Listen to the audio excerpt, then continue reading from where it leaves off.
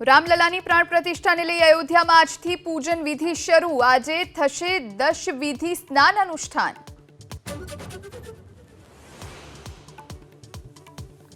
રાજ્યમાં કાતિલ ઠંડીનો વધુ એક રાઉન્ડ। 12 શહેરમાં ઠંડીનો પારો 50 ડિગ્રીથી નીચે। અમદાવાદમાં સિઝનનું સૌથી નીચું 11.1 ડિગ્રી લઘુત્તમ તાપમાન।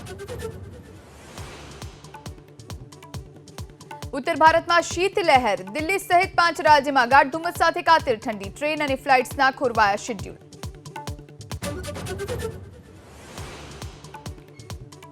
कबूतरबाजी केस में खुलासो यथावत। सेंट्रल अमेरिका में अराइवल वीजा बंद थता निकारागुआनो रूट एजेंट से कर्यो हतो शरू।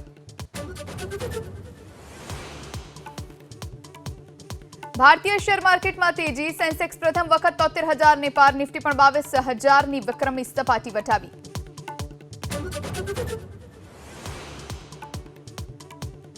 જ્ઞાનવાપી કેસમાં આજે સુપ્રીમ કોર્ટમાં મહત્વની સુનાવણી। હિન્દુ પક્ષે કરી છે વજૂખાના ખોલીને સફાઈ અને વૈજ્ઞાનિક સર્વેની માંગ।